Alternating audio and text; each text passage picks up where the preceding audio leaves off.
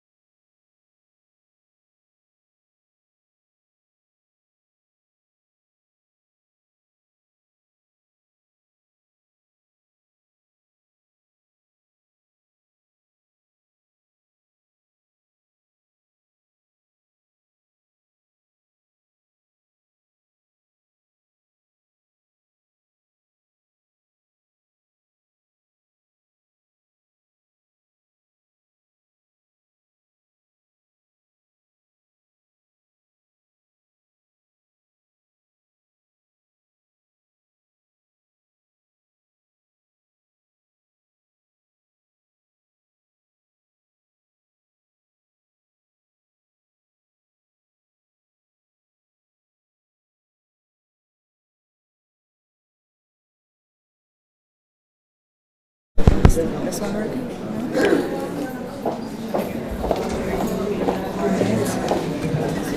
Good evening, ladies and gentlemen. Thank you for your patience. Oh, I see a few boys and girls. Good evening, ladies and gentlemen, boys and girls. Good evening, everyone. Today is World Sickle Cell Day. For those of you who may not,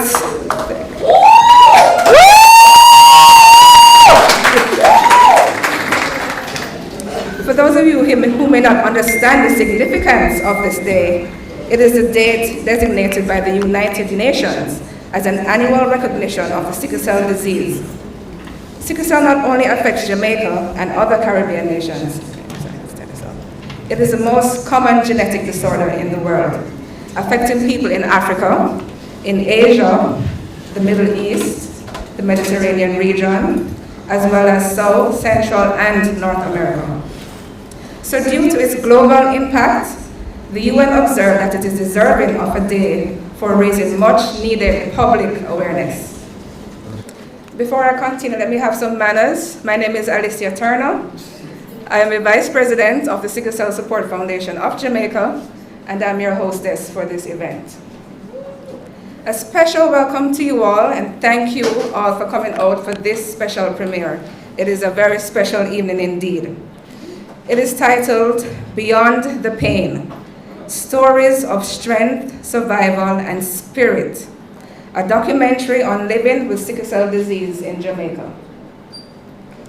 It will showcase raw, unfiltered, real life stories of persons living with sickle cell disease in Jamaica. The good, the bad, the ugly. This is real stuff. Before I go on, may I see the hands of my fellow sickle cell warriors? Anybody else in here with sickle cell disease? Hey, great. And yes, I said fellow warriors because I too have sickle cell. I know some of you may be saying, she doesn't look sick. She's too fat to have sickle cell. She doesn't look like somebody with sickle cell. But I've had this discussion many times with persons all over, trying to educate them on the different genotypes of sickle cell and how varied the illness is. When I was an infant, I was constantly ill, always on antibiotics, always in pain. My hands and feet were swollen. My mother and I pretty much lived in the pediatrician's office. And it wasn't until I was about 12 months old, the doctors were finally able to diagnose that I had sickle cell disease with the SC genotype. We were then registered for the Sickle Cell Clinic, which is right next door to here, not on the ring road before you get to this faculty. And as I mentioned, the Sickle Cell Clinic, I just want to have a special welcome for the doctors, nurses, and all the staff members of the Sickle Cell Clinic. Give them a round of applause, please. Thank you. And we also have in our presence a living legend, Professor Graham Sargent, who is accompanied by his wife, Beryl Sargent. He's a pioneer, I'm telling you, of the research and advancement of treatment in sickle cell in Jamaica and internationally. And he was the head of the clinic when I was a baby, so he's been around. Many of you, I'm sure, know him. And that's where many of our sickle cell journeys began. When my official journey began was several bouts of pneumonia, blood transfusions, surgery to remove my spleen at the age of 5, more pneumonia, more blood transfusions, more antibiotics. This sounds familiar to some of us, right? Absent days from school, emergency visits to the hospital, acute chest syndrome, more pain, fatigue, on and on. But for me today, my worst was in 2014 when I had multiple blood clots that traveled to my lungs. I was laying in a hospital bed in New York and my life was literally flashing before my eyes. My cousin was at the bedside like, breathe, Ali, breathe, breathe. And all I could think about was how the things I have gone through and how they told my mother I wouldn't have made it past 9 years old. And on that day, it was exactly 6 months before my 32nd birthday. And I could not breathe. And the next thing I know, I woke up in the intensive care unit. I was strung up from head to toe. Oxygen masks, IV in both of my hands, heart rate monitors, blood oxygen monitors, colostomy bags, the whole works. But that's just a synopsis of my story. And here I am today on June 19, 2019 with all of you celebrating World Sickle Cell Awareness Day. Yes. So today, thank you, we're going to hear the stories of other warriors and their families and their support system. Many have unfortunately lost the battle, but many of us are still here in the fight.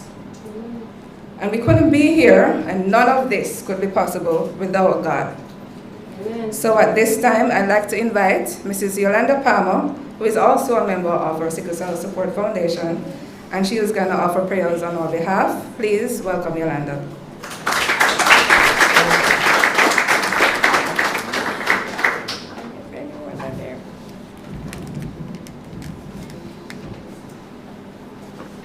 Good evening, all.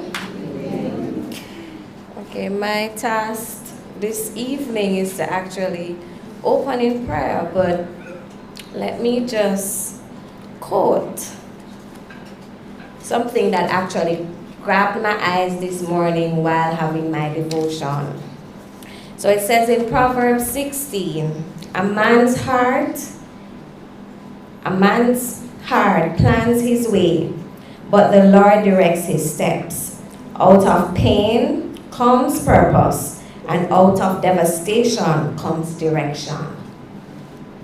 So talk to God about your problem. Let him show you the potential it holds and what he has in mind for you. So in spite of what each and every one of us here going through with or without sickle cell disease, just continue to ask God for your direction. And that's what Mr. Noel Bell did with this documentary. He had his plans, and I'm sure God directed him along with other help. And so, as I pray, may you bow your heads with me. Heavenly Father, we thank you once more for a wonderful day in which you have made. Lord, as Alicia said it earlier, she's here today celebrating this year, this day, as World Sickle Cell Day. We all are here and we are alive and well. And we thank you so much for this opportunity in which you have given us one more chance. Father, we thank you for what you have done in each and every one of us lives. Father, we thank you and we give you all the glory, we give you all the praise. We thank you for what you have done, what you are doing, and for what you are going to do in each and every one of us here this evening, from this day forward. Father, we put this launch in your hands, Lord Jesus, and we know, Lord, that even though we are in this lecture hall today, this evening, Lord, you will let this documentary go further than this hall. In your precious and holy name we pray. Guide, protect those who are on their way, cover them under your blood, mighty God. And we place this evening, in your hands. In your precious and holy name we pray. Amen. Amen.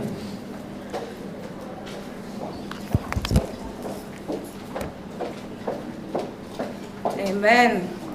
Thank you, Yolanda. All right, running right on to the next guest. We will be having greetings from the Sickle Cell Unit, and that will be brought to you by none other than Professor Jennifer Knight-Madden, who is the director of the unit. Please give her a round of applause.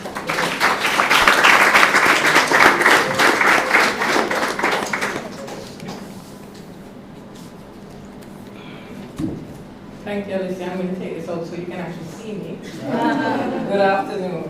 I just want to welcome everybody here. Thank you so much for coming to make it even more special. I have a really special welcome for the non-sickle cell community people who saw it somewhere and took time to come to be with us this evening. Thank you so much. We are very grateful for you taking your time to come.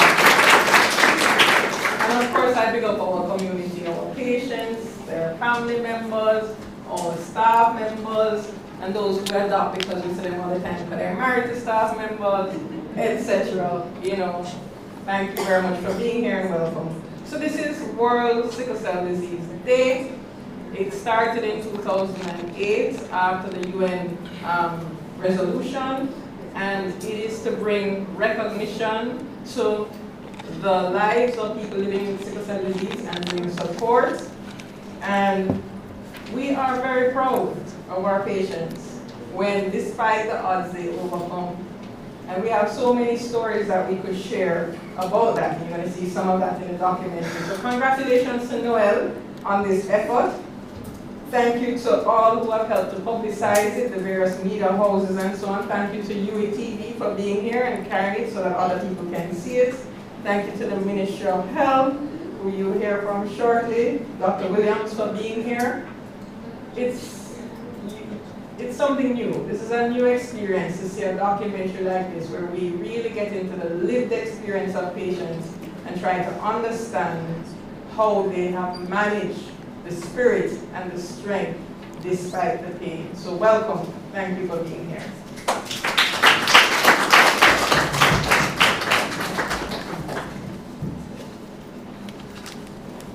Thank you, Prof. Matt. All right, before the next person comes up, I'd also like to invite Mrs. Lynette Vassell to just join us at the head table here, please. Mrs. Vassell here too? Not here yet? Oh, yes, she is. Okay. All right. Okay, so our next guest will be bringing a message from the Minister of Health, and she is the Director of Health Services, Planning and Integration in the Ministry of Health and Wellness. So please let us welcome Dr. Nadine Williams.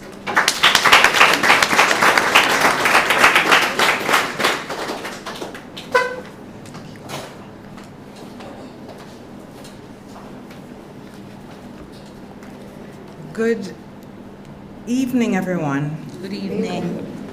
I represent the Minister of Health, the Honorable Dr. Christopher Tufton, who could not be here this evening, and so I will deliver his remarks on this a very special day for everyone, not just for persons living with sickle cell disease. And so I read. Ms. Camille Daly, co-founder and president, Sickle Cell Support Foundation of Jamaica. Ms. Alicia Turner, vice president, Sickle Cell Foundation of Jamaica. Dr. Jennifer Knight Madden, professor of pediatric pulmonology and clinical research, Caribbean Institute of Health Research. Ms. Lynette Vassell, advocacy specialist, Women's Resource and Outreach Center. Mr. Noel Bell, I heard the magic man. Specially invited guests, ladies and gentlemen, all good evening. I applaud the Sickle Cell Support Foundation on the creation and timely release of this documentary, which, as reflected in its title, is intended to lend insight into the strength, survival, and spirit of persons living with sickle cell disease or who are otherwise affected by it. It is a good way to celebrate today, World Sickle Cell Day, which provides for us the opportunity to spotlight sickle cell disease as a public health concern and to raise awareness about the illness, including existing provisions for screening and its management.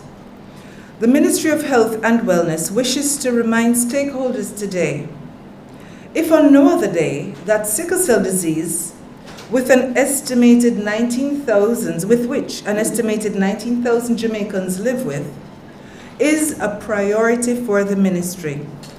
This is to be demonstrated in the coming months with a strengthening of the enabling environment for the best possible health outcomes for persons living with the disease. Among other things, we have earmarked funding to ensure the successful operation and sustainability of the newborn screening program, which now has a home within the Family Health Unit of the Health Services Promotion and Integration Division of the Ministry of Health and Wellness. The program, as you may be aware, made news headlines recently, as several hundred babies were not screened last year, regrettably. We are even now looking at a national effort to identify and screen those infants, even as we work to reconvene the Sickle Cell Technical Working Group, whose deliberations will inform that process and the overall system of management of the disease. On the screening of infants missed last year, we have initiated a process involving our public health nurses and community health aides in some regions to identify these infants. At the same time, we urge the parents of babies who were not screened or who are unsure about the status of their babies to visit the health facilities and make a report.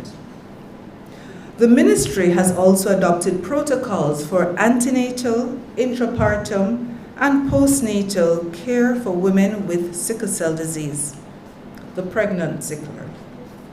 We are to have those widely distributed among key stakeholders to ensure a streamlined standard of care across the various health regions, and will continue to support the training of staff involved in the management of persons living with sickle cell disease.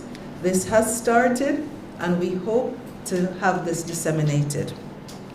Ladies and gentlemen, we are mindful that the successful management of sickle cell disease requires a team effort involving doctors, patients, and families of patients, together with entities such as the Sickle Cell Support Foundation. Sickle cell disease is a non-communicable disease that is very much on our radar. Models of care of chronic disease include entities or parameters such as decision support for those who make decisions to treat patients, empowerment of patients to be involved in self-management in some regard, community support within a system that is enabling and which facilitates these parameters.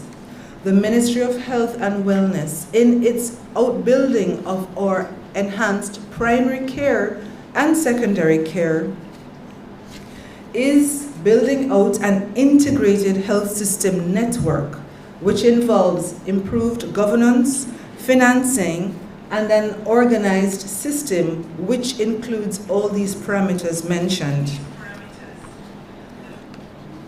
The members of the sickle cell community should patients, parents, families, and healthcare workers alike should feel the effort at developing this integrated health systems network. Partnerships allow us to share information and to leverage resources to realize the best health outcomes for our people. At the Ministry of Health and Wellness, we are relying on those partnerships as we seek to safeguard the highest quality of care for people living with chronic diseases and, of course, including our persons living with sickle cell disease, and to consistently improve their health outcomes. Professor Sargent, your work reflects the power of partnership. So today I congratulate the Sickle Cell Support Foundation, and I congratulate Mr. Noel Bell. I believe indeed, as Ms. Alicia has said, that this experience will go beyond the walls of this faculty. Thank you, Dr. the Honorable Christopher Tufton, MP, Minister of Health and Wellness.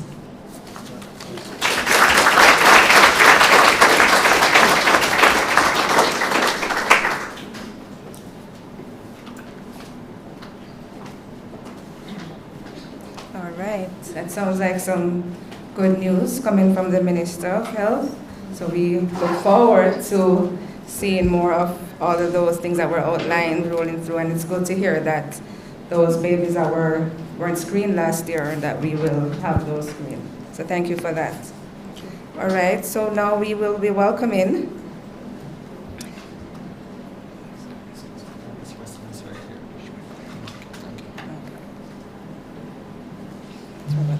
And now, please welcome Mrs. Lynette Vassell, who is the advocacy specialist in the Maternal, Neonatal, and Infant Health Project, who has been very instrumental in having this documentary produced. Please welcome Mrs. Vassell. Thank you. Good evening, everyone. I am so pleased to be here and want to thank Camille and her team and everyone who has put together this wonderful program. I have to also mention Professor Sargent, who used to walk past me very fast at the dam. For many years, I always wondered, how can he manage so well? And you can see the results of it. And thank you for the pioneering work that you have done on behalf of all of us. I am here representing the Maternal, Neonatal, and Infant Health Project, which is a project sponsored by the European Union as part of the package of PROMAC projects, Program for the Promotion of Maternal and Child Health. You may not know, but you will know now, that Jamaica has not been able to reach its targets for maternal health, maternal and infant health. For years, the situation has not been good, it has not been improving. Since 1990, for example, we haven't made any significant gains. In fact, the current data are that we are 89 out of 100,000 births, people with maternal deaths, and of course infant health and neonatal health is also in some jeopardy. So this program has been developed for us to build awareness of the importance of advocacy, the importance of persons taking responsibility to promote their own health interests. And so you can see that your constituency is a very important one because you have taken the responsibility alongside your partners, Professor Knight Johnson and her team, and the Ministry of Health and their team. You are taking the responsibility to promote your own issues, and this is very important. As part of mounting our program, we founded what we call the collaborative Civil Society Collaborative Forum, and we have published a booklet coming out of our work. And in this booklet on page 24 to 25, the Sickle Cell Support Foundation spoke about their issues, spoke about the human rights issues that they want to promote. The question of screening, for example, the question of being able to get respect, for example, from the health system when they go, for them not to be judged, to say, so you don't feel no pain, you just want the drugs, as some people say they have faced. The discrimination in terms of looking at a person and having less value for our disabled community because some persons do have disabilities. So the whole purpose of this collaborative forum was to unite a number of organizations, and we had about 22 organizations coming together and identifying our issues, and we were very pleased with the issues that came forward and how the Medical Association, the Jamaica Medical Association of Jamaica, for example, is right in the corner of your organization. They said that this is something that concerns them a lot. So we have been doing this work, trying to get support, and we have developed a part of our program which gives a modest grant to the respective members of this coalition, this forum, to go and tell their own story, to go and advocate, to go and sensitize. And we are very pleased that we are able to make a modest, small contribution to the support unit, foundation, forum, Sickle Cell, your organization, right, to do this documentary. I do so on behalf of the other members of our team. We have Miss Marjorie Nita, who is our project coordinator. Marjorie, please stand and be recognized. We also, Marjorie. We also have Ruth Howard, our communications officer. Ruth, she's the one with the camera, and we have an exhibition outside, and we also have Renee Thompson. So we are here to show our solidarity. We are here to say that we are very pleased with the initiatives that the ministry has taken on and committed to. When we met with Dr. Ennis and her team in May, she told us, oh yes, we are on board, we are doing this and we are doing that. And it is good, but I tell you, we have to be vigilant and we have to speak to the issues that we face. Because finally to say, at heart, what we are saying is that the health system will not become more responsive to us until we know our rights and claim our rights. And some of these rights are just the rights of access. Nobody should turn us away. Nobody should make us feel unwelcome. The right that we have to not to be discriminated against on any count. The right that we have to respect, to privacy, to be informed in a way that we can understand about the issues we face. Sometimes you go to the doctor and you feel leave and you don't remember a thing because sometimes the thing is over your head. And the right to communications. So we are a committed partner in this venture, and we stand ready to continue to work with you to strengthen you and to strengthen human rights in patients' care in Jamaica. Thank you very much.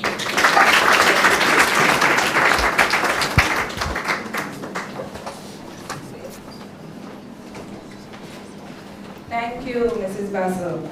We really appreciate these partnerships and these collaborations because we're just a small body and we need all the support we can get to get our voices out and get the message spread and let the world know what Sickle Cell is about. And as you rightfully said, we need to really be more aware of our rights as patients in the public health system. Right. So next, we will be receiving a message from my fellow Support Foundation member. She is the co-founder and the president. Her name is Camille Daly. She's the backbone of the Sickle Cell Support Foundation. So please give her a round of applause.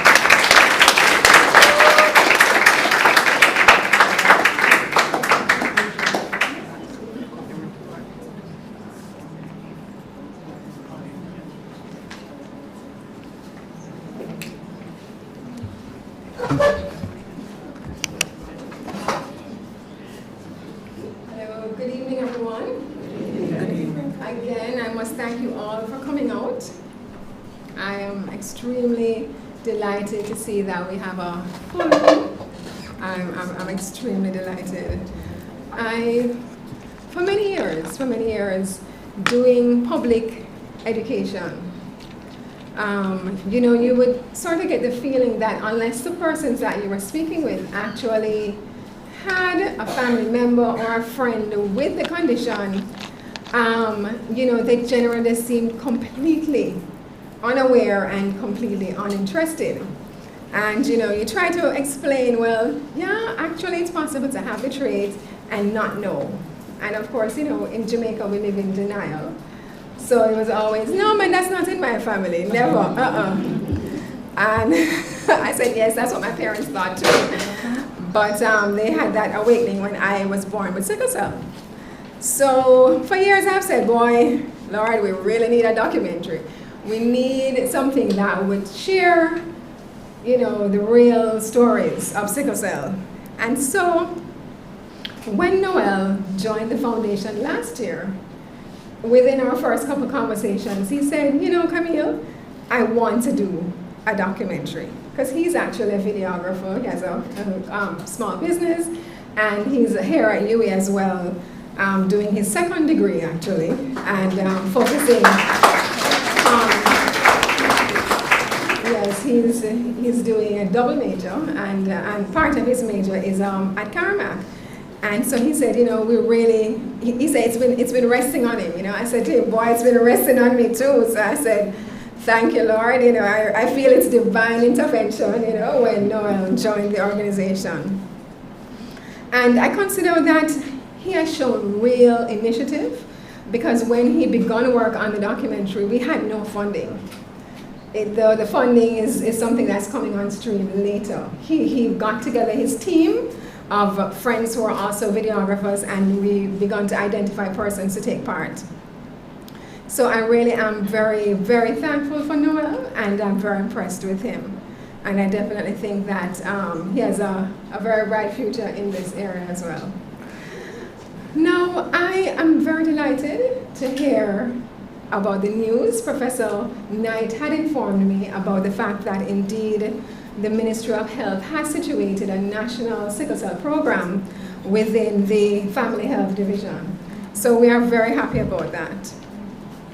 Professor Knight, I had recently told you that we actually heard from Dr. Tufton, and he was, of course, you know, very much concerned about some of the issues that recently had appeared in the media. And he has in fact invited us, the foundation and the unit, to meet with, you know, top-level technocrats at the Ministry of Health to discuss the way forward. Because I think most of us here would recognize that sickle cell disease has not really been a priority area of any administration at any point in time. Right? I mean, this is just the fact that we are a country with very, very limited resources and a lot of health issues. And our health budget is also, I would have to say, assaulted by just the ongoing shootings, stabbings, car accidents. So many of our precious healthcare dollars are sucked up unnecessarily with these trauma events. So, you know, we know that it's difficult to allocate resources. But we are looking forward to this meeting to discuss the way forward, as we recognize that sickle cell disease is not like the traditional chronic disease, right? The traditional chronic disease, like diabetes or high blood pressure, comes on later in life, right? So generally, in your 40s is when your doctor starts saying, oh, I think you need a prescription here of, you know, Rezillo or whatever is the appropriate medication. However, sickle cell disease, you are born with. So the issues are happening from birth. So the life chances of an individual are actually being compromised from birth. And so what you find is that for the families that don't either have the awareness or the knowledge or the support, many of these children do not do well in school. They're absent frequently, and neither the family nor the school is providing the resources and the extra help so that that child can continue to catch up after each absence. And as Alicia pointed out, sometimes these absences are very frequent. So my point is that while people with chronic disease need support, sickle cell disease is a different type of disease. And so the types of support that are needed, you know, are greater and different. And so this is what I'm hoping that we will discuss when we do meet with the ministry. What are some of the issues? Because what you find is that because there are so many patients who did not get that support in school, within the adult population, there is a high level of poverty. So I think the last thing I heard from PIOJ was that the national poverty headcount was somewhere in the region of 17%.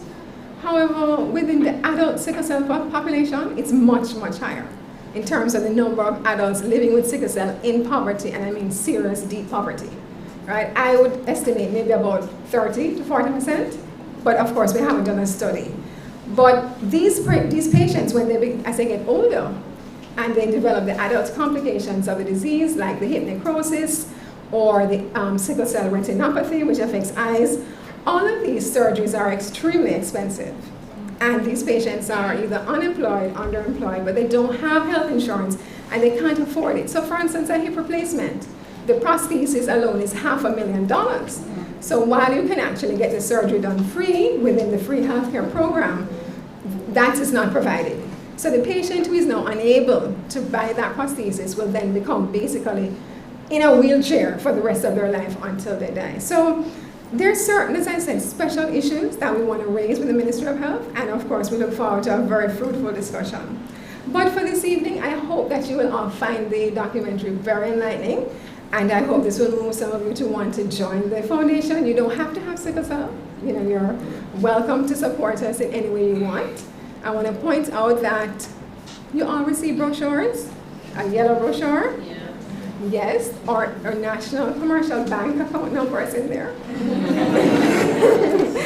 So, you know, feel free to do an online transfer whenever you're feeling so moved. But yes, also too, that brochure has some very useful coping strategies on sickle cell, so please have a read. And thank you very much again. I really hope you will enjoy the documentary.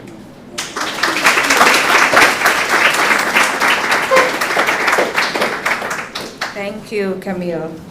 All right, with no further delay, I will welcome Mr. Noel Bell, who is the man behind the camera, both in front and behind the camera. Please welcome Mr. Noel Bell, our producer. Good evening, everyone. Good evening. So I believe time is far spent. We could go on and on in terms of talking about sickle cell, but I still have a documentary, right?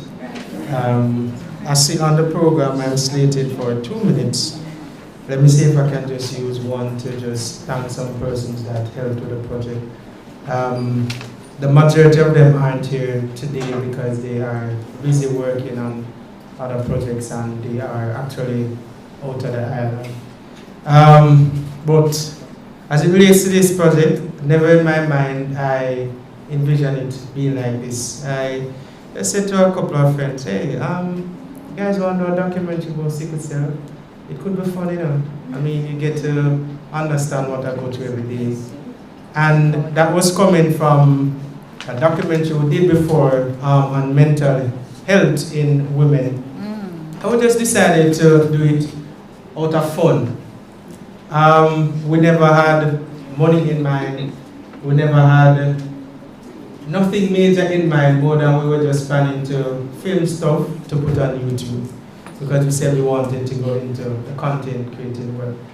So I called some friends and I said, I'm doing a project.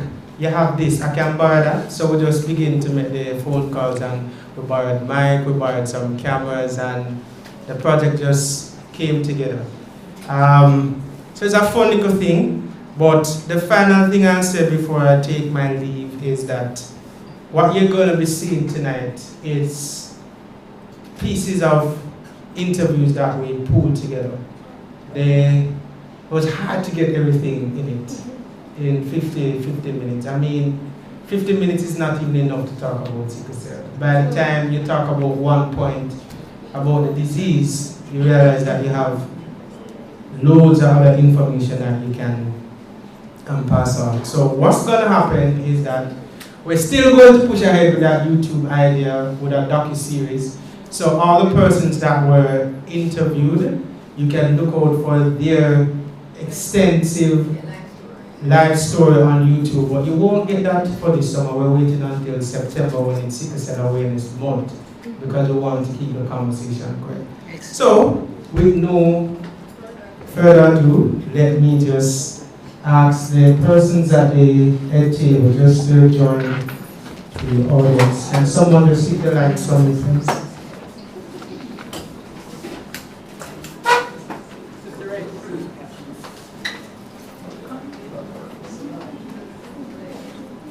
So again, thanks to everyone.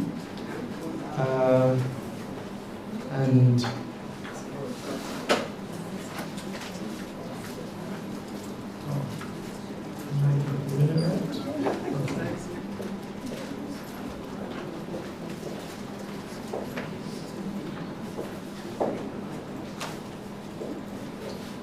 Sickle cell disease is one of the most common genetic disorders in the world, affecting persons in Africa, Asia, the Middle East, Europe, Central, South, and North America, as well as the Caribbean. In Jamaica, 10% of the population, or approximately 270,000 persons, carry the sickle cell trait and are at risk of having a child with the sickle cell disease. Another 5% of the population, or approximately 135,000 Jamaicans, carry other abnormal hemoglobin traits, such as the C gene and thalassemia genes, which combine with the sickle cell trait and give rise to other forms of sickle cell disease, such as SC disease, SB plus thalassemia, and SB0 thalassemia. Thus, approximately 405,000 Jamaicans, or 15% of the population, are at risk of having a child with a form of sickle cell disease. 1 in every 150 babies born in Jamaica has a form of sickle cell disease, and every year approximately 300 babies are born in Jamaica with sickle cell disease. Symptoms of the disease include painful crises, jaundice, leg ulceration, hip and other bone damage, kidney disease, enlargement or atrophy of the spleen, sickle retinopathy, and strokes, which occur in 7% of children with SS disease, which is the most severe form of sickle cell disease.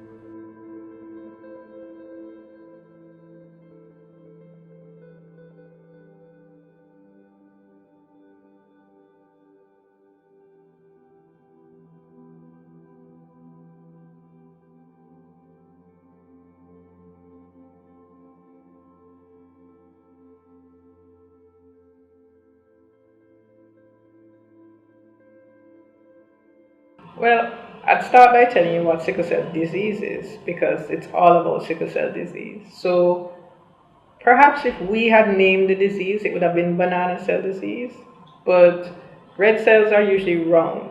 In people who have sickle cell disease, it's this shape, which is the shape of a sickle. It's an inherited disorder. You can only have sickle cell disease if you inherit an abnormal gene from both mother and father. And one of those genes must be the gene that makes sickle hemoglobin instead of the usual adult hemoglobin. So if you have a trait, you inherit a gene, an S from one parent, and a normal adult hemoglobin from the other parent, you don't have a disease, you just carry it. But if you inherit the S and another S, or perhaps another abnormal gene like a C, or a thalassemia gene, then you have sickle cell disease. And most of your red cells have the propensity to do like this because of the sickle hemoglobin. Think about it. Where does your blood go? Everywhere except your hair, because your hair is dead. So sickle cell disease is a disease that you have for your whole life that can affect anywhere the blood goes at some point. So here at the Sickle Cell Unit, we do 3 things. The first thing is we're a part of a university. So let me just say we're not a part of the Ministry of Health, and we get very little monetary support from them. We are not a part of the hospital, we are a part of the University of West Indies. So we are a part of a research institute. And hundreds of papers have been published by this unit that have affected how sickle cell disease is managed globally. So we do research, and at any given time there are several research projects going on. The second thing we do is that we look after patients. So as I mentioned, about 3,000 patients will come at least once every year. Up to now, and actually up to August, we also do once a month clinics in Black River and Montego Bay, but these are being phased out. Which brings me to another thing that we do, which is training and education. So we educate the patients and their families about sickle cell disease. We educate the general public about sickle cell disease. But we also educate healthcare workers of various types. Doctors, nurses, physical therapists, and so on. The idea being that patients could go anywhere in the island and get the same quality of care. We've published clinical care guidelines that are available, which can help healthcare workers anywhere in the island, and in fact the region, to give the same standard of care. And I would say the last thing that we do, it kind of crosses over the others, but we are very involved in newborn screening. So back in the day, 40 years ago, your chances of dying by the time you got to 10 was actually about 20% if you were born with SS disease, the most common type. Now, if you're born in Jamaica with sickle cell disease and you're identified at birth, your chances of making it to 5 are no different from if you didn't have sickle cell disease. Why? Some extremely cheap interventions, vaccines, penicillin, and teaching the parents to feed the tummy every day. So, newborn screening is critical because if you identify the baby at birth, you can use these cheap interventions to actually decrease needless death and decrease the complications of sickle cell disease. Jamaica is the first place in the world where newborn screening was done on a big scale. That was done by Professor Sargent, the Jamaica Sickle Cell Cohort Study. Thereafter, we stopped screening.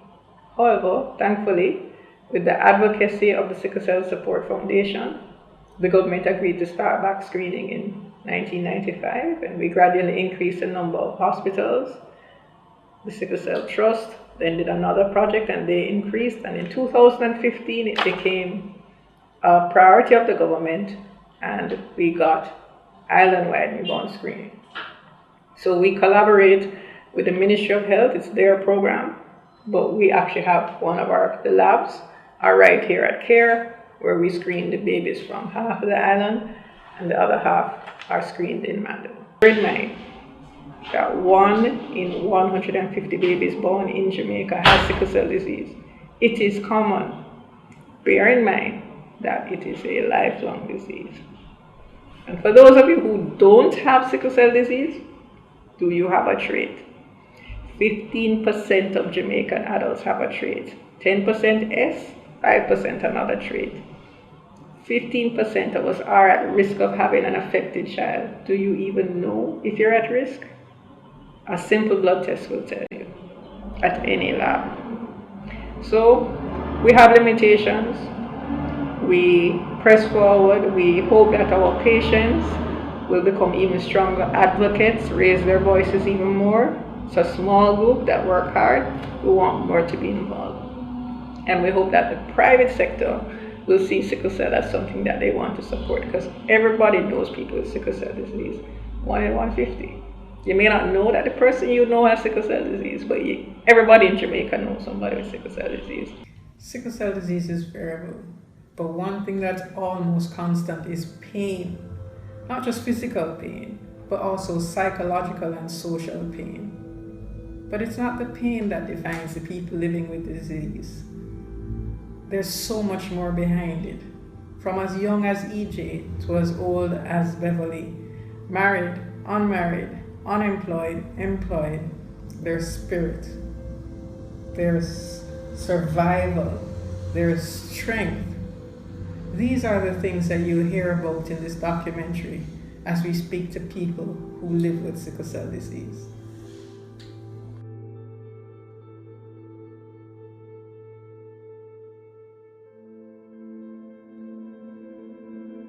It was very difficult, family-wise and otherwise, because my mom wasn't really with me, neither was my siblings. Because whenever I'm having pain, they always claim that it's because I'm lazy, I don't want to work. And I mean, the stigma on the road and stuff like that, you know, it was very depressing. In terms of stereotyping, I normally see people like walking like me, like teasing me. They don't do it so that I can see, but they do it behind my back. And people normally question me, and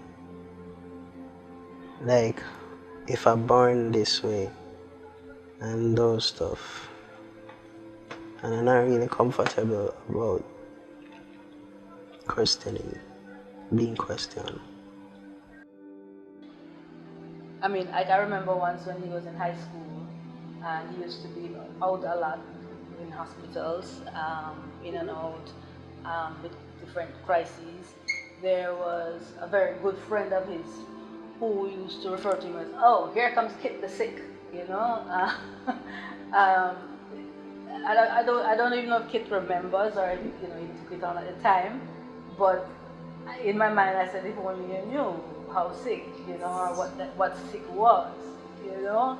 So I guess, I mean, just from my space when I'm looking on, one of the things is that the perception that when you have sickle cell, you're always sick, you know, and so maybe you're not as much in the social circles as some other persons, which was how it kind of was before the stroke occurred. Yes, if only we knew, right? No, Yeah. if only we knew. Only they knew. They knew, right? They knew how serious it actually is. Yeah, they wouldn't make so light. Exactly. Is a lot of stigma there. Persons put a lot of timeline on life, so to speak, because I remember when I was much younger, these are persons that I don't even know. I just see them in hospitals, persons of visitors, because persons who are sick in the hospital, their visitor is going to look at me and say, "Oh, you know, you're not going to live past 16 or 18. So they are the ones that put a timeline on my life. So of course, things like those will scare persons with the disease. But I'm here now, and who can put a timeline on your life but God himself? I'm here, way past 16, way past 21. I'm approaching 39 at this point. I was living with my mother, and we had no idea what it was. All I know, I was sick, I was in pain, and I was vomiting, and she did the best she could along what she knew, which was home remedies. She even got to the point of frankincense and myrrh because she thought it must be some evil spirit. The idea within Jamaica is that most sickle cell patients are going to die eventually. They are drug babies. And it was very hard to live within that stigma. There are several patients who have faced discrimination or violation of their rights in various ways. And what we've found is that oftentimes the individuals themselves don't want to come forward. So they will complain to us about what happened. Maybe they got fired from their jobs. They were sick for a day or two, and they got a call to say, well, don't worry to come back, and fill your position. Or maybe their child was asked to leave school, because the child had been sick very frequently and wasn't performing well, and the school suggests that they find another school, That's also a breach of their right to education. But oftentimes I find that the sickle cell population doesn't really want to come forward and name names and identify what really happened to them to seek to get justice. So it's hard to advocate for a population that tends to want to remain more in hiding and not, they kind of want to keep the illness on the down low, as people would say, for other things. And so I find that's part of my challenge over the years, because this is actually our 27th year. And yeah, I think that many more patients, should be more actively involved in the movement.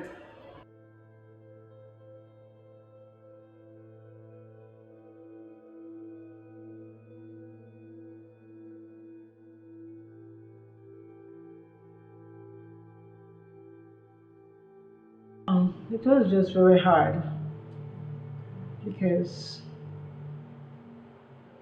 after having crises like every year or every other month or whatever, and I mostly admitted in hospital, like down a public hospital. I was mostly admitted down there for my crisis pain and stuff like that. But I didn't know that having crisis pain so often would give me one hip problem. I didn't know that. But it's since I found myself with this problem in 2015, I realized that, wow, sickle cell can get any way worse, you know?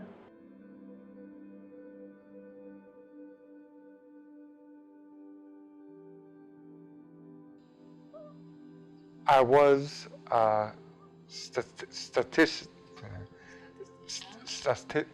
I can't get my name. Statistician, yeah, statistician, and I was good at it until the stroke, and that now skewered me, and as a result, I can't really do nothing, can't really walk, can't do nothing of my capable. But you know, then mom was saying, why not try art? And I said, okay, why not? And at first I suck, but then eventually I was more capable of that art, and I'm good at art, so I said, you know, why not? Well, Kit experienced a stroke at 25, as he shared. Well, the background, obviously, he was born with sickle cell anemia. Yeah. And his life's journey really was about a lot of pain, but a hospitalization, in and out of hospitals. And in 2005, which was the year of that he had his stroke, he came down with a very bad cold that developed into what they call acute chest syndrome, and that syndrome landed him in the ICU, and it was in the ICU that he actually had the strokes. They were devastating, and they didn't expect that he would survive that trauma, but he did. And basically, as he said a while ago, he used to be a statistician. He worked with statin, and one of the side effects coming out of the strokes, in addition to having seizures and having the paralysis of his right arm and the difficulty in walking, is that he actually lost all of that knowledge. He was actually in university doing a second degree at the time, and because he came out without all of what we were accustomed to, his life was completely altered. And I'm an artist, and his sister's an artist, and if you look around the house, as somebody said, it looks like there's a Picasso explosion in here. There's art everywhere. And so I got to work in terms of using creativity, not necessarily art, but using creativity as a tool to see how I could jumpstart or to do more than just what the medicines were doing. Because there's lots of medicine and that was involved, and there was a lot of therapies, occupational therapy, speech therapy, physical therapy, all of the above. And so I threw in the creativity therapy in there, and yes, it didn't quite suck the word he used, but it was something that was outside of his wheelhouse, and so I tried him with different media, different techniques, different ways of making marks, and which is all he could do because he couldn't write after the stroke as well. He lost his ability to write. Coming out of the crisis of the acute chest syndrome, all these other things occurred. So the seizure management being one of them, but one of the other things that was very significant is that kid in 2014 was diagnosed with a condition of sickle cell called avascular necrosis, and it was of the hip joint. And the necrosis is really the dying off of the bone. So what was happening to him, because the right side is weaker, and because, well, as I said, this happens to people with sickle cell, whether they have had a stroke or not, but the fact that right side was weaker, in my mind, I'm not a medical person, I think that kind of pushed that. And so he was walking much better between, say, 2016 going up to that point when this thing set in. Started. Yeah, it was a kind of very painful syndrome, I kid. Yeah, man. It was just excruciating pain, but you know. Yeah. It just, the bone just, I think it basically dies. Yeah. Yeah. That's what's like bone on bone. That's what happens, you know. And that is something that happens to many people with sickle cell anemia. And I don't know if I can get technical because, but what happens is that the blood supply, the oxygen to the area, it gets blocked off because of the sickling, and because the bone is not getting the oxygen, that's when it starts to deteriorate. So eventually it goes to a point dies. bone to bone. Yeah. So you had to have a hip replacement. And just to say that that's not an easy space either. That's a big surgery, and with big surgery comes big money. So so I had to get in there and do some fundraising and sell some paintings, So that, for me, when sometimes I sit in the clinic and I'm sitting and yes, Kit is having challenges and I feel for him, but then I start to look around at other people and I start to feel like, how do they manage? Because getting Kit up to the clinic in a car is a challenge when there's pain. But I can just imagine what it must be like for somebody in pain to hoof it out to the corner, to stand up, to wait for a bus, to get on the bus. Oh my, I'm talking about it and I feel a little emotional. I feel tight right here. So it's hard. It must be hard for them.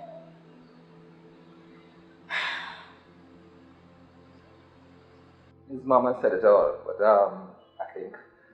But being a part of the support system has been, I still, just recently, go back to the days where Tuana was like 8 or 9.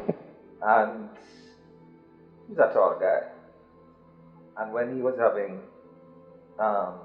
pains, I would be walking all night with him in the hand because he was just having pains and you just had to stay up with him.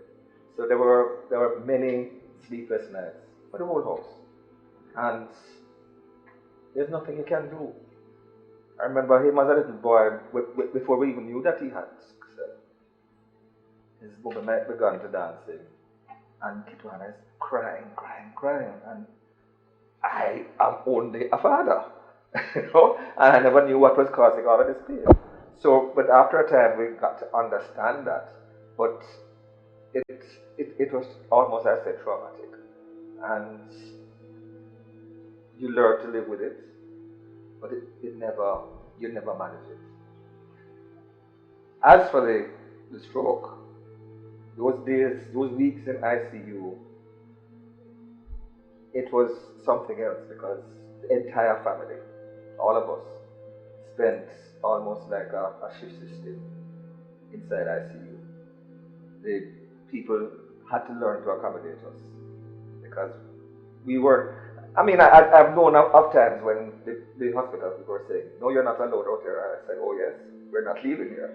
It was like that. And then having understood now that he had a stroke is a life changer in itself because your whole life has now changed. No longer going to work, he's coming home, but fortunately, he's home to a friendlier environment where everybody is battering around him. For my own part, it has changed my spirituality. I still remember when I had two friends who came to ICU and prayed, and I think that had an impact while he's around today, and that influenced me to start going to church. So, yes, it was life-changing, and for all of that, we all keep on praying. And we all know, and I'm sure everybody knows, miracles happen. And we still believe that one of these days, his uncle always tells him this. He says, "Kid, one of these days you're going to be back in that car driving." Right? He laughs at it, but we keep on reinforcing that these things are possible. And then, as I said, when you have the other things, you say his mother. I don't know what doctors will do because when doctors prescribe something, she's not accepting it. She goes on the computer and she checks and see, because we have encountered from time to time medication that is not good for it. So as parents and family, you have to do that extra work, right? What about those people who don't know better? People sometimes just get the wrong medicine, you know. So it's not easy. It's not easy, and you just have to keep on praying and keep on loving Him, and that's what it's all about. Another role of the foundation is to assist patients with medical expenses. Patients who are usually unemployed, patients who have no health insurance, and are barely getting by. When they are ill, and if they need an X-ray, if they need an ultrasound, a CAT scan, blood tests, oftentimes these are not free. So although we are supposed to have free health care, you can go into a public hospital and see a doctor free of cost, but once the doctor sees you, they usually require these diagnostic tests to be done. And what I found is that many of the public hospitals, they do not have functioning equipment, or sometimes they don't even have the equipment. So there's some hospitals that don't have CT machines, they don't have MRIs. Even recently, a patient contacted me from St. Elizabeth. She was in a hospital there, and she's a kidney patient, and she needed to have a urine test done. And I was really surprised to discover that the lab in the hospital couldn't do a urine test, like a basic medical test. So they were sending it to a private facility, and she had to pay before they would send it. So we find that we do get these requests to assist with these medical costs. And so a lot of our fundraising goes towards that. And so definitely we need more assistance with that. And I think too, possibly the Ministry of Health could consider giving some, additional assistance through their Compassionate Fund to help patients with those kind of situations. Because it's not just diagnostic tests. Another example is the necrosis of the hip.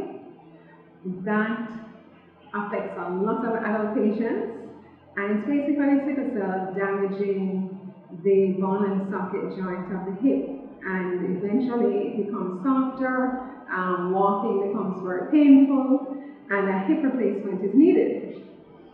And so we'll have patients who will go to KPH or Cornwall Regional, which are the two public hospitals that can do hip replacements. It's not a procedure that's done in every public hospital. And they're told the same thing. Well, yes, the free healthcare will cover the surgery. However, you will have to purchase the hip prosthesis to insert in your hip to replace the bad hip. And of course, that's $500,000. Sometimes more than $500,000, depending on how badly deteriorated the whole hip is. Sometimes they have to do bone augmentation as well. So these costs can run up to almost nearly $1 million. So that's not covered by the free healthcare.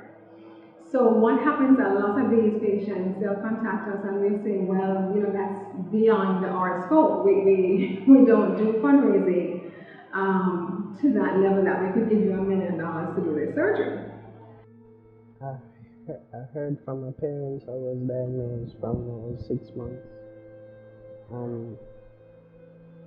The younger days, like when I was younger, it was really rough, in and out of hospital. I was in hospital more than I'm home. So the younger days was pretty rough for me. But now, like since I got the stroke, I'm not really into the hospital as much. So I take it kind of like a blessing. Now, where it come to the stroke, it was just because of how severe the stroke was, meaning that he lost all his mobile skills. He wasn't able to sit up like I'm sitting now. In order to have him sit straight like this, you have to tie him with a sheet or a towel or something. Wasn't able to move his hand, wasn't even able to turn his head. So we had to be doing everything for him. The love we have for him caused his mom to move back into my house because he needed, both parents' support. Yeah, where just everybody coming from church come visit her at that hospital. She I think she reached a point where she said she gave up because I was at the hospital and I walk out of the hospital and leave them in there because I just couldn't take it, because basically it was a point there, I can say, where she was really said, this is it. Treated. I remember in particular 2000 and I think it was 10, 12 thereabout. And I remember being in accident and emergency. And the nurses were to change over. And the nurse that was dealing with me at first, she was such a warm-hearted person. I don't know if it was because she was a very mature woman, but she was very warm-hearted. And when they were changing over, she said to me, I don't remember the name exactly, but she said, nurse is going to take over from you. I really hope that your pain will resolve soon and you'll feel much better in order to go home, that you won't have to be admitted. And I looked at her and I said, thank you so much for that. Thank you so much for that. I really hope so too. And would you believe, the nurse that came on afterwards, now I was not admitted as yet. The nurse that came on looked at me, and when she was turning over to her, she said, oh, this is Yolanda Palmer. She said, the Mrs. Yolanda Palmer. She's HBSS. She has sickle cell? That was her response. Lord Jesus. And I simply looked at her and I said, nurse, I did not call this on myself. That's what I said to her. I didn't call this on myself. I myself didn't want to be here because I know how I would be treated. And that is why I try my best not to go through. I try to avoid emergency as much as I can. Persons with sickle cell it's a great challenge. And if you do not know what you're dealing with and how to cope with it, you're going to find yourself, as most people would say, you're behind the 8 ball. It's difficult in the sense that you're constantly sick, and it's difficult if you're going to school in keeping up with your studies, if you're working, maintaining that level of work experience that, you know, sometimes you want to give. It's important that you understand how to treat yourself and treat your body so that you can perform at your optimum. And without that information, without that knowledge, you know, it makes your life what most would say a living hell. It's difficult to keep up with everybody else. As a male, you want to know that you can keep up with, you know, your peers. You can run, you can play football, you can swim. And these are things that sickle cell limits how much you can be involved. If you're playing football, you have to know how much you can push yourself. If you're running, if you're going to the beach, you have to know how much, what's your limit. Not to get too cold, so you can't spend too much time in the water. So from that, you begin to feel like you're less of a man because you can't keep up with what everybody else is doing. So a crisis for me comes in different levels. I'll wake up some mornings, and that still happens. I wake up if the ground is too cold and you put your bare foot on the ground, you have spasm for hours. That still happens. I just know now when I'm getting up off the bed, you put a sock on, or you just chill a little bit till your body temperature come down. It's just my crisis starts in my legs, and I have an excruciating headache. So it's mostly my lower body and my head, and it feels like breaking your bone. It feels like somebody is literally taking a hammer and trying to break all your bones. It's the worst pain you could imagine. I find that public hospitals tend to look at you like you're an addict right off the bat.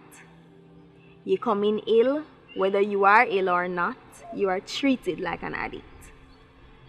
You will sit for hours in pain, but if you don't create a certain kind of, it's almost like if you don't behave boisterous, you're not in pain.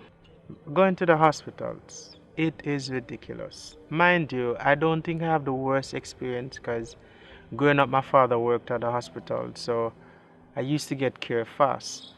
But in the latter years, when you start to become conscious and you start to realize your rights and when you're not being treated properly, you realize that even within the hospitals, a place that is supposed to be for care, they can be so callous at times. They treat you like you asked for this yourself. I can recall a moment when I went to the hospital at 3 a.m. The doctor looked at me and said, "Where's your water? You know that you're supposed to be drinking your water." But at 3 a.m. in the morning, you're not thinking about getting water to go to the hospital. You're trying to stop the pain, the gruesome pain. And I believe that if they understood a little bit better, they would recognize that at 3 a.m., you're not just getting up out of your bed just to come to the hospital. And I really think that we have requested a meeting with the Ministry of Health to discuss some of these challenges and how the ministry can help to facilitate sickle cell patients. Because basically, my feeling is that sickle cell disease is different from the average chronic disease. The average chronic disease, like diabetes or hypertension, will come on in your adult life after you've completed school, gotten an education, started your career, etc. Sickle cell starts at birth, right? And it starts compromising your life chances from birth. And depending on how well it's managed, depending on how well your family can handle the condition, you may find that a lot of children miss so much time from school that they really, I mean, they can't pass CSIC. You know, I mean, we have a lot of adult patients who have no educational qualifications because they were sick a lot and they just weren't able to catch up. They didn't get the help from school, which is why we developed our teacher's guide for sickle cell disease, which we recently sort of embarked on a partnership with the Ministry of Education to, you know, distribute these booklets to principals and teachers and so on to try to make them more aware of the needs of children with sickle cell.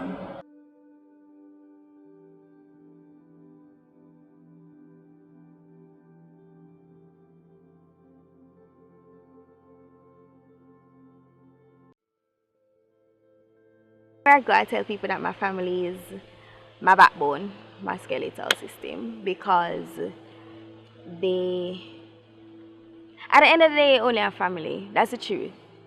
And when friends couldn't understand it, I've lost friends who, looking back at it, I never really lost people. I guess when people are not meant to be in your space, people just not meant to be in your space. But you have persons who don't know how to handle people with sickle cell and the struggles that come with sickle cell disease. But my family is constant, so they're a major part of my support system in life overall. But I think I'm able to look back now on the issues that I had with sickle cell and give credit to them. But I remember one day, he and I was driving, and he was actually sitting in the back of the car. I hear him say, "Daddy." I say, "Yes, EJ." He say, "You know, everybody think I'm not ready for GSAT, but I think I'm ready." I say, "Sure?" He say, "Yeah." So I said, "All right, I'm going to talk to mommy again, and then we see what can happen." After I talked to his mom, we went back into another meeting with his teacher, his principal, and the representative from Ministry of Education. And after that meeting, you know, they said, "Okay, all right, if he wants, then let him go ahead." And he did the GSAT scholarship. I mean, he has pictures, make almost every headline, every social media. The Star, the Gleaner, Observer. Observer even have a video out right now with interview of his mom and, you know, people at his past school, which is Alpha 3 Primary. But you could make marks, and marks equal language in my world, in the art world. So, you know, I was determined to have him practice that, and he was determined as well. So yeah. He practiced and practiced, right, kid? And got better at it, and, you know, so good at it that we entered him into the JCDC visual arts competition a couple of times. First time he got an award, a merit. And then the second time... 2 merits. Yeah, he got 2 merits. And then the second time, no. Got an award. Gold, yeah. One of 9 Gold. in here. I have entered a couple of times myself, and I have never gotten anything near that. So that was, you know, okay. Yeah, but so that was an achievement. We've done art exhibitions.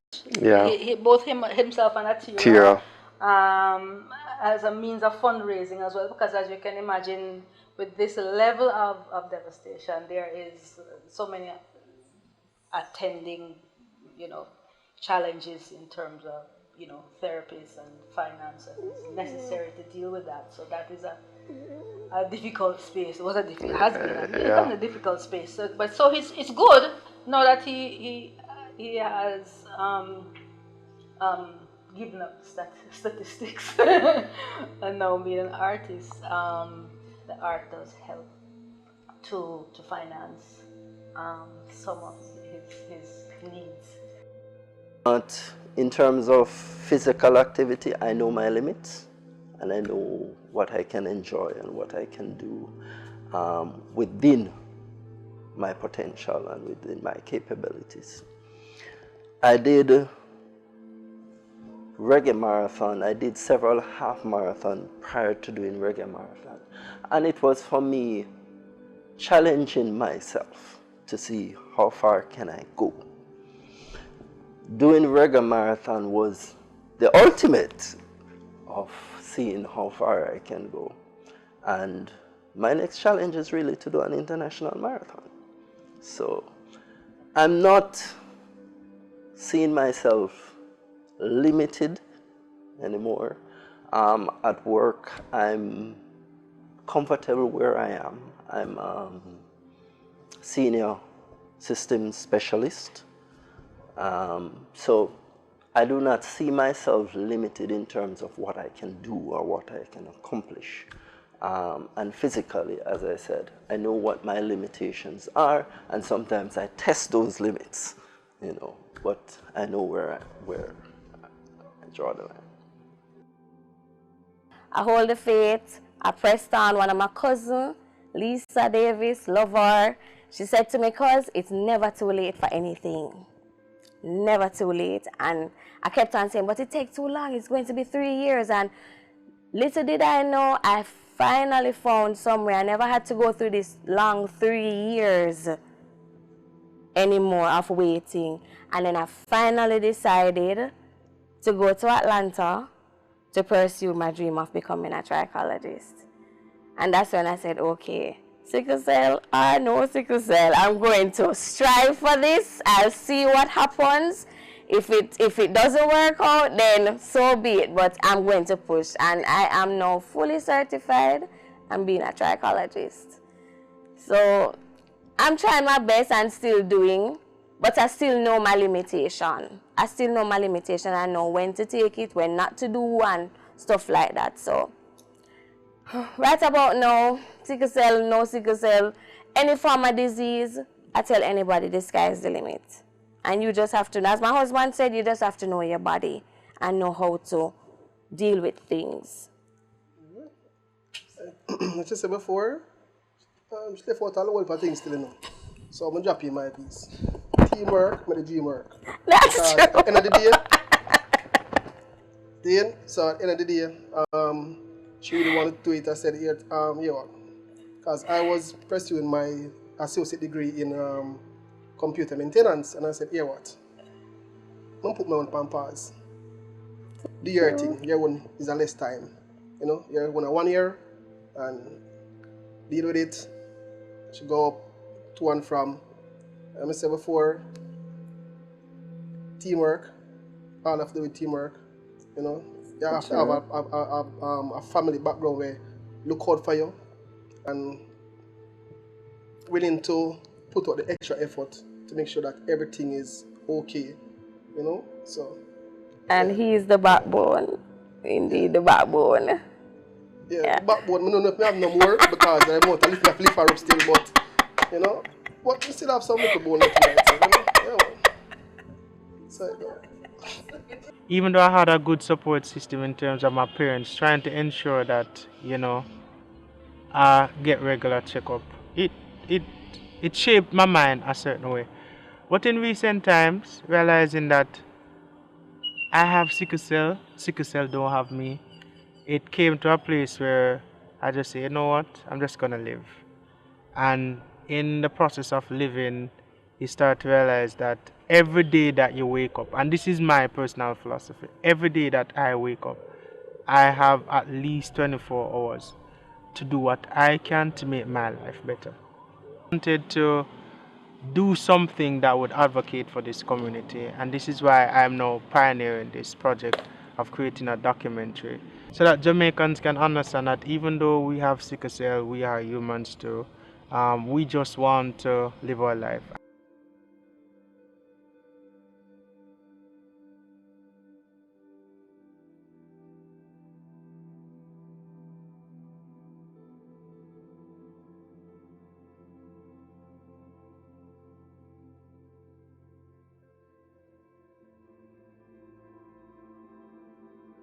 Sickle cell disease in Jamaica is no longer how it was 40 years ago. No longer should children be at home with pain and parents wondering what's wrong with them, because now we have newborn screening. No longer should teachers be telling children to stay home with leg ulcers. We've come so far. Hydroxyurea can decrease pain and acute chest in many people. And we press forward with other treatments that we're testing and even cures. We look back, we see where we've come from, and we give thanks, and we press on ahead together.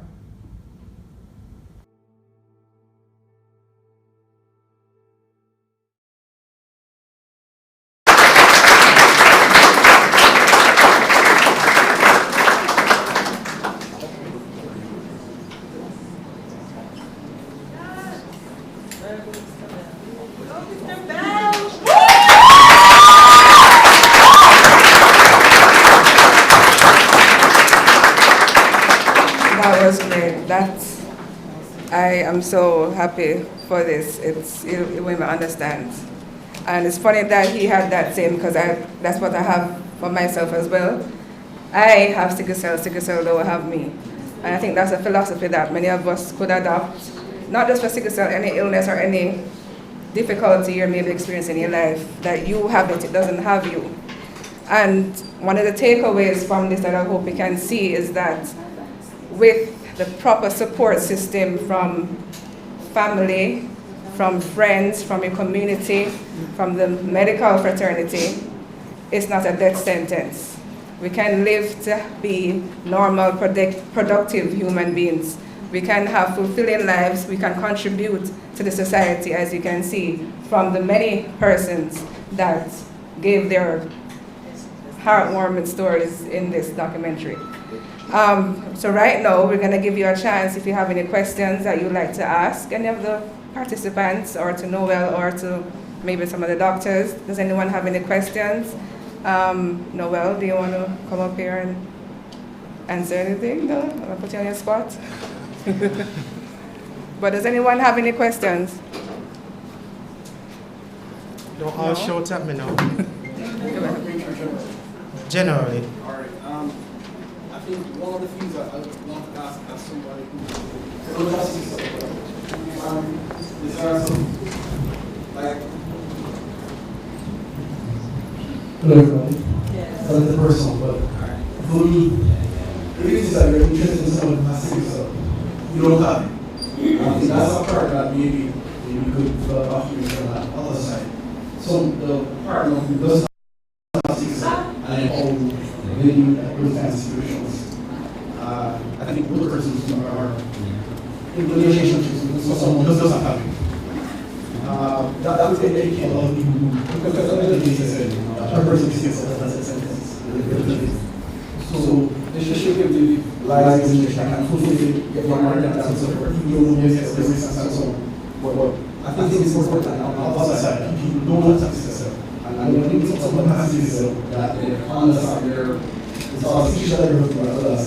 You can teach that there's a considerate marriage and so forth, and have families and so, but then to also understand and appreciate what that responsibility is and what long-term future will be. Because I think that's all side of the story that people don't know. As a whole, on a social aspect that well, just from a personal experience, one, it depends on the person who you're in a relationship with. First, they will need to be open to learning more about the illness, because you have to understand because it's a complex illness. So they can't just see you and be like, for me, for example, I can be in excruciating pain, but I'm not like wrenching in the bed, whatever, but I'm in pain, I am fatigued, I can't move. But they probably just are wondering, is she lazy, what's happening, what's happening? So you have to understand and you have to take the time to really educate yourself and to be informed about the illness. And both of you just have to have that discussion. Plus, if you haven't already, you could also test if you have the trait. That's very important. We promote that. And just have that discussion on how to go forward. But I think Yolanda wanted to say something. He actually asked a question, but my husband will be able to explain to I was about yes. to point. We touched on maybe the question, or is it that you wanted it in a documentary setting? if he's willing to just talk about it, you are the most qualified person right now.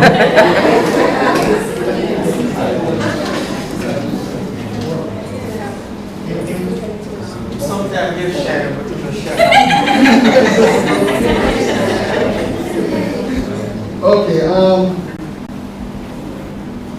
I've been in Tanzania for a very long time. I can tell you, it's not very easy.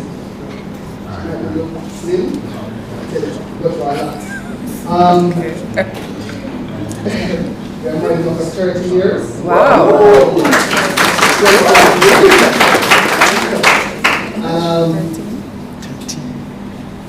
I think it's a challenge. Can I tell you that? It's really a challenge. It's just a new experience. Never been here before. And it's hard. It's hard, but it can also be good. Good can come from it. See, we have a wonderful daughter here. And, so, I said we go to the struggle, and nothing beats family and friends. And guess what? If you're in love, just roll with it. Yes, exactly. Yeah, love like a heart, trust me. And I said before the documentary, that they say there was another more backward, and if I roll it, so going through hospital and everything, but it was worth it. And we are here saying we are living and we are going now.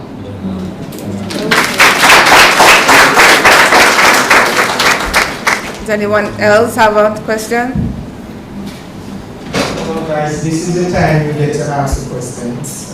Don't walk away with the questions. As I've said, for me, this documentary is not just about meeting other persons with the illness, but to start the conversation, because in Jamaica, again, I'm not taking from any other illnesses that exist in the nation, but you don't hear about sickle cell. That's true. You don't hear about persons talking about what goes on in the lives of, no one uses the derogatory term, sickle, right? And sometimes there's just so much that you have to go through with living with the disease. And for me, I've always said, every person that lives with sickle cell, you are the first line of advocacy. Because unless we are going to decide that we can't just stay hiding anymore and take this nation, be daring. You have the Instagram, you can go on the Instagram live and talk about sickle cell. But I have to get this in the nation. It's 1 in 150.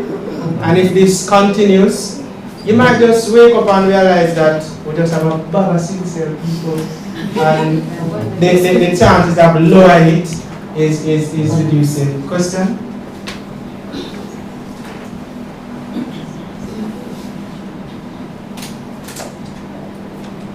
Good night, everyone. I'm very touched by the documentary. My husband and I, we have a child with sickle cell where we have the traits, and we have seen it. We have seen the near deaths, we have seen the stories that we don't want to tell anybody. But my interest is in the educational part. The part where we have a generation of our people becoming poor simply because they were misunderstood or they didn't get the opportunity. What can we do? What can I do to just to make the outcry more for the teachers to be more sensitive? Before, it's funny because before I got pregnant and realized that my child had sickle, there was a child who died from the disease from a school I taught, and I didn't know much about it. And then afterwards, there was another child who my co-worker said, oh, she don't know work, she lays like what? And my eyes were wide open when I started living with that. Recently, I had to have words with several teachers. My daughter is now in high school. They give demerits for simple things. My daughter came out of the hospital and an assignment was due while she was in the hospital, and I had to, I had to be strong, but what about those who are not like that? What about those sicklers without parents who can speak up and speak out? I think that we should put a little bit more emphasis on the educational side, and of course, coming knows I'm someone who will go out and help, but I think it has to start with us advocating for even water during the exam period. A child with a simple cold, from a simple cold, because she didn't get the water during a 2-hour exam, has to be admitted a few hours later, and that could have been prevented. We need to do more. Thank you. Yes.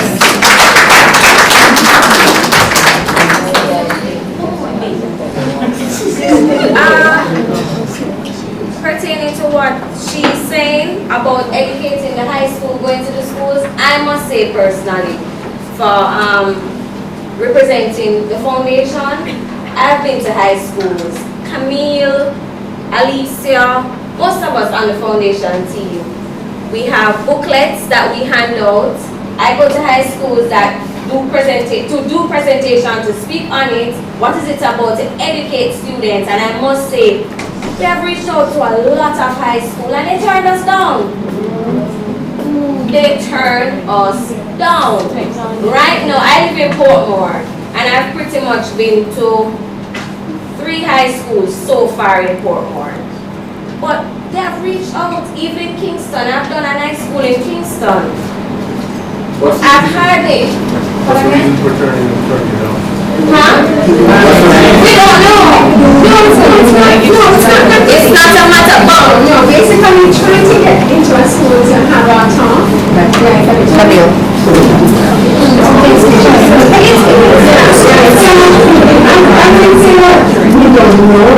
I think Jamaica Sickle Cell is not seen as something that important. So when we're trying to, show you a talk, we're preparing for this, or when we have sports day, or we have something else. So it's easy to advertise it, and then, there's some pressure, so we're preparing for something, or mock exam, or something. So we're trying to have it during our Sickle Cell Awareness Month in September. But then over we have students coming in and start to the school and there's always a reason. So what I would say is that there's some schools who will facilitate, but others will call and they say we'll get back to you until the month of September is over. They say, okay, we're next month and we know that we want exam days. I think this is a priority issue, again. Which is why I said we needed a documentary, so that we could really show the impact that the disease has on people, so that maybe there'll be a greater concern for actually educating people about it. And also to, how can I put it? Sometimes the children in school who have sickle cell, the teachers don't know. Yeah. Right, when I did my master's research, I looked at education outcomes for sickle cell, and I was shocked how many of the participants told me that their mother or their father told them specifically, do not tell the teacher you have sickle cell.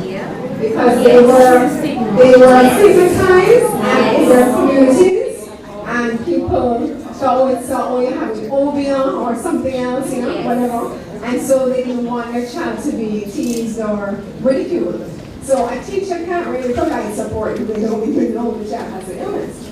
So that's another issue too as well. So, which is why we produced the Teacher's Guide for Sickle Cell, which is being distributed to schools, but not as fast as we would like by the Ministry of Education. But we're in dialogue with them to see how far have they reached. And we're hoping to maybe have a sensitization meeting with maybe JTA or some teacher body like that. So just to add to it very quickly, maybe I'm just too enthused about this project, but I guess leaving here, if we're willing, we all have families and friends that are around us. Some may know, some may not know. And if you're willing to take this documentary with you, and you can start the conversations in your home, maybe small bits will get the attention that we're seeking. So you start by sharing your friends and your family, and you explain to them, this is the life that I live. And then they get to ask you the questions, and then you start to give them the answers now. They walk away and they can then educate someone with it, about what sickle cell really is. The second thing I would want to say is, I did go through the stigma thing in high school, and I can't understand why a parent would tell a child, or why a child would not want to say to a teacher or lecturer that I have sickle cell. Because I find it funny now, but I remember one of the stigma was half dead. Banana man. Same. Right, and the list goes on, and my father is here, and this is a joke, just to lighten up the atmosphere. I remember I got sick one day at school. I was doing an accounts exam, and I specifically said to the teacher at the time, I need to go get some water. She said, no, you can't leave this, you're under examination setting, and you can't even the whole 9 years. And I sat there, started sweating, and I felt the chest pain, and you persons with sickle cell, you know that little thing that you get at first, and you're like, oh my God, not right now. Right? And then it starts to come and you start to feel pounding, and you say, no, not right now, man. You know, like, I'm having a good pain, not right now, and like almost want to say, pain, go away, come again and again, right? And I got so sick in the chest that I started sweating, and she came over and she said, Mr. Bell, what's wrong with you? I said, I'm having a crisis. And she said, what is that? I said, I just need to go to the nurse. And I went to the nurse, and the nurse is like, oh, can't really do much for you, not only have Panadol. What is that? And I laid in the nurse day, and she said, who's the emergency contact? I said, call my father. No, my father works at the hospital. This is the funny part. And, you know, I guess he was just maybe excited or maybe just love. Came to my school in an ambulance. And now, imagine you leave in school on a stretcher, strapped down. Nobody knew what's going on. In bed. The following week when I returned to school, it was the most annoying week ever. Because everybody's like, oh, you're going to have now come back, and everyone wants to make light of it. But I'm saying all this to say, if we can start the conversations with our friends and our family, just to let them know first, it might become easier to get the attentions of teachers and other administrations. Yes, just want to say something pertaining to school and sickle cell disease. I have a daughter, and while going to high school, when she was going to primary school, I wasn't walking like him. I wasn't walking this way, and I wasn't slim. Afterwards, I started to get slim and walk funny. I remember one day she come home crying. Mom, I had to go to school. I said, what happened? Our friend in trouble, I said, see what I'm like, I'm Juki Jam. I was a Juki Jam sister. Then I got to the point next to her, I said, and then because she was a prefect, because she was a prefect from 7th grade right up. So she can't answer them. So one of them said to her, said to her manager, she said, get out the corridor. She was like, go on, go take care of your mother. You know, see how your mother want to eat all like what she eat all good.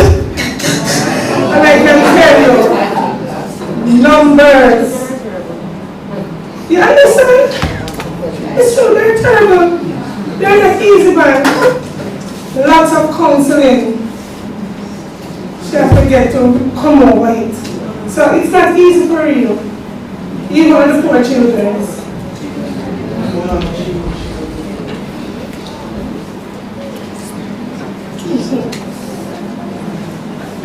Oh guys, this is Raquel. She was one of the persons that assisted with the project.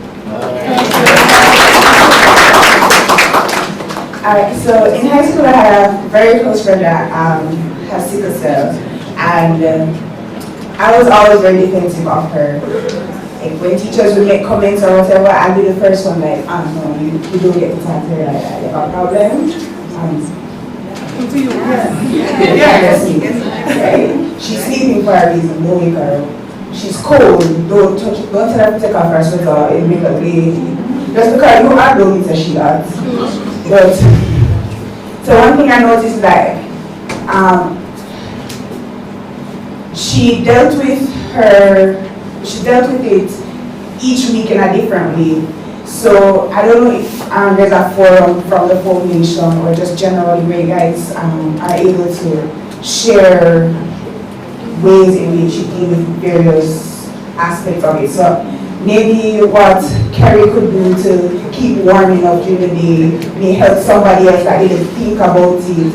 Or maybe she realized, or maybe somebody say, you know, if I drink green juice more often, you know, I have this pain less or whatever.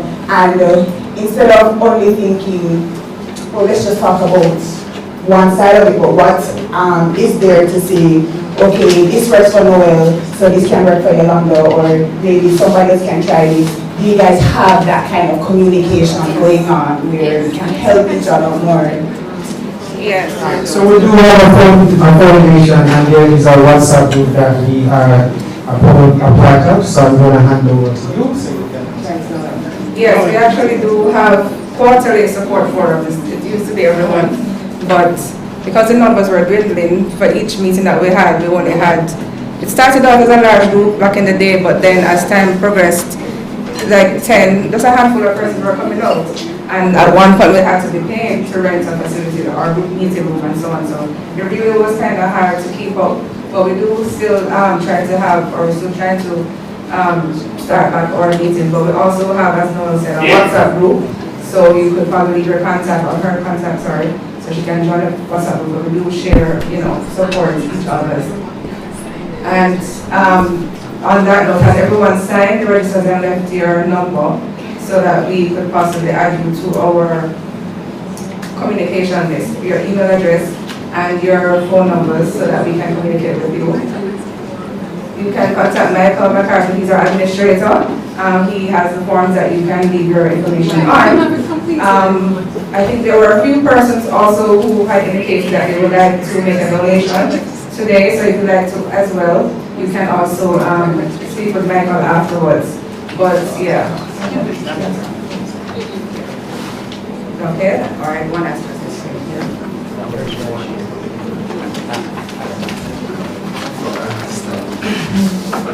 So good afternoon, everybody.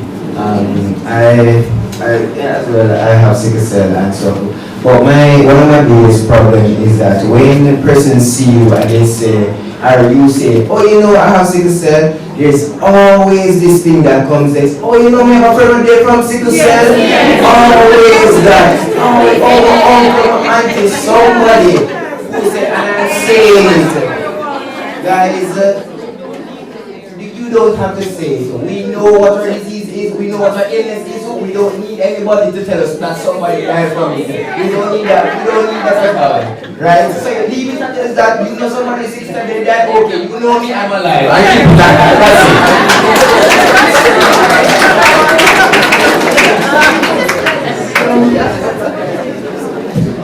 Okay, good night everyone, good evening. My name is Tanish Simpson. I just wanted to share something because persons are saying at times they don't know about the disease and all that, but I had a terrible experience some years ago. I worked with the Ministry of Health and Wellness, and I remember a particular time when I started working, I think in 2002, somewhere thereabouts, I had a crisis, and I wasn't at work for some time, and the quote-unquote manager, director, whatever he is or was, referred to my other co-worker to say, we have that friend there, she not coming today. And then I got a call at home, she was telling me what is happening, and I was telling her, and then it's like I couldn't get it out of my head. At one point I wanted to say to her, why are you going to tell me this? But this is something, this is how they refer to persons. So for me personally, if I don't have to tell someone that I'm a sickle cell disease, I always say, you won't hear me say it. You understand me? I try to advocate as much as possible with regards to teachers and students that I know have disease, and if the road is very rough, it's very hard and everything, and just like we need to educate the education system, the workplaces and the employers need to be educated as well. It is very sad to know that a manual that can refer to someone as an their friend, and I said, you won't even They're with me? You're not gonna with me. I'm so done. You know what I'm saying? And it is sad.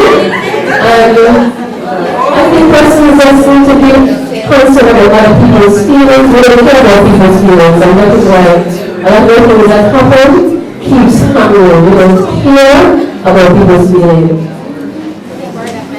Come in, yes. Yeah, good evening. Alright, I was sorry. Not really in Sickle Cell. Yes. So, 16 years now, I've been affiliated with this stigma and everything. But just last week, I heard something that, is very strange to me. From what I know, most people are diagnosed when they are infant or baby growing up. But this friend of mine, she told me her dad has sickle cell and it has never affected him until now. He's in his 60s. Right? Yeah.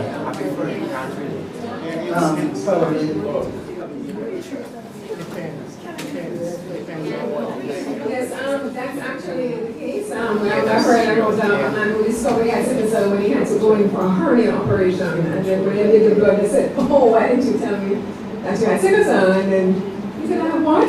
So, yeah. So there's a small percentage of patients who are totally asymptomatic, they have no symptoms whatsoever. It's only if sometimes during pregnancies it's found out, or some type of surgery they find out. So yeah, those are the very lucky patients. The ones who don't know anything about A&E and so on, But yes, a small percentage of the patients. I see the question, but we have to wrap, guys. So I think one of the things that we need to remember is that perhaps the hardest thing about sickle cell disease is variability. So we had a gentleman who came to clinic in his tie and jacket on his 90th birthday, and we said, "Oh, can buy a cake." And then you have a child who was in the scar last week who didn't make 8 months, and everything in between. So people are variable, but then within a person, you can have somebody going along fine. My nurse used to do more work than 3 other people, and then she got dengue and was dead in a week. She had SC. So, but all of us, none of us know when our number is going to call. So whether or not we have sickle cell, we have to face the fact that, taxes and debt, right? and be prepared and pray and so on. But sickle cell is very variable. So you have some people, there was this guy, all he had was a retinopathy, nothing else, and he had sickle cell disease. So it is variable. Some people will present later, and they still have a form of sickle cell disease. So no matter how mild you are, remember that complications are still possible tomorrow. So take precautions, know your limits. We now have hydroxyurea and so on that can be used in appropriate cases. We're doing much better. We're making progress. We're going to continue to make progress. And when patients speak out, it is louder than any doctor. So the patients need to continue to speak out, and then we as a community will listen.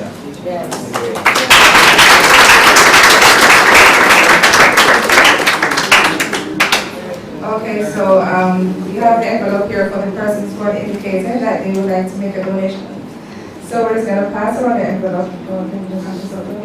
And you can just put your donation in, and we appreciate it so much. Right, so I concur with pretty much all the stories here tonight.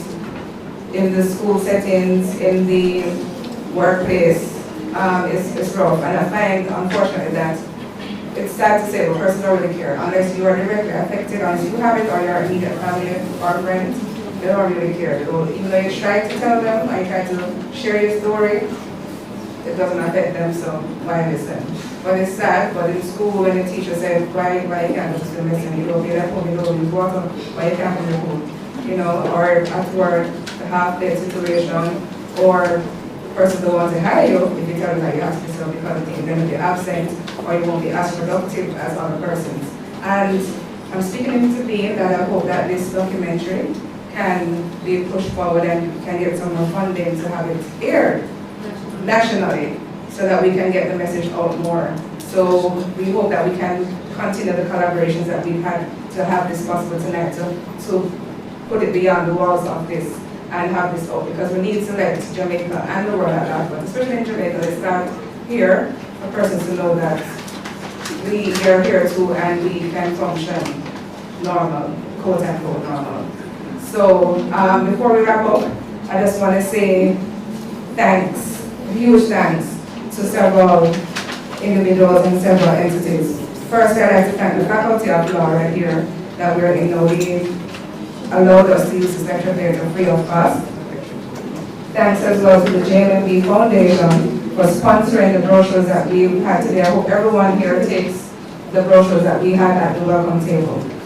Also to the Maternal, Neonatal and Infantile Project, thank you for helping to spearhead with getting the funding for this documentary, as well as Noel Bell and his team. It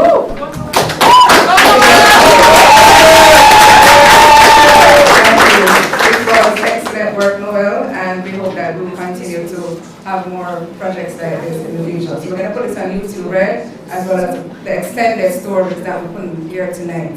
When is it going on YouTube? When is it going on YouTube? Hopefully by sometime. We'll announce it.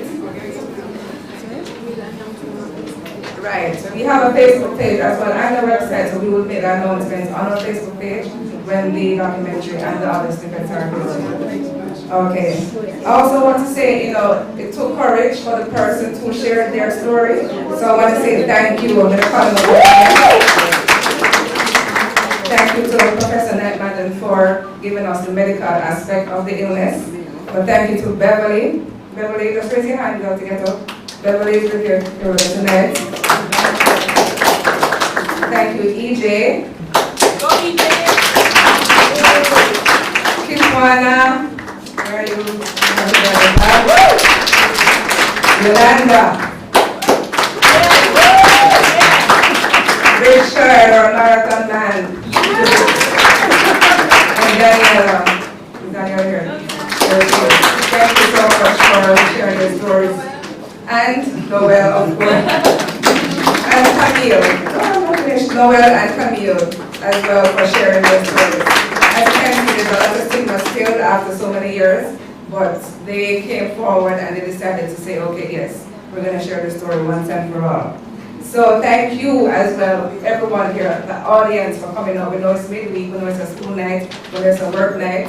So we want to thank you for taking the time out to come and show that you're here and to be here with us tonight. And also want to invite you, we do have some refreshments. It's out by the lobby. If you come through the doors on the left, in the lobby area right here. So please join us for the refreshments. So once again, thank you. It has been a pleasure being your hostess for tonight. Noel has a final word to say. God bless. Just before you run on, Daniel is going to ask you to stand. Quickly. Alright, so this wonderful young lady, she is in the process of releasing her book. It's called The Depth of My Scars.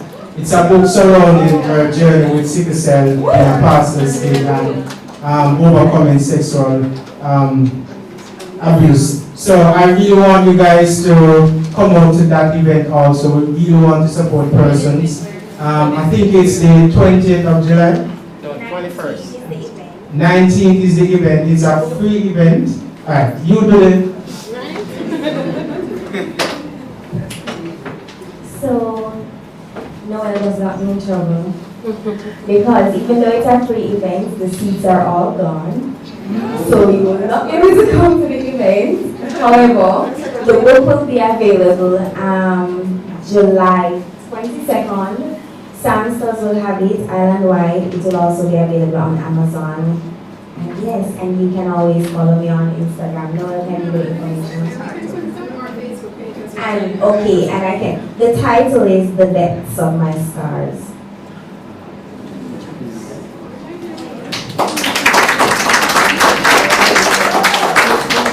Thanks again, guys, for coming. We will now proceed to the refreshment.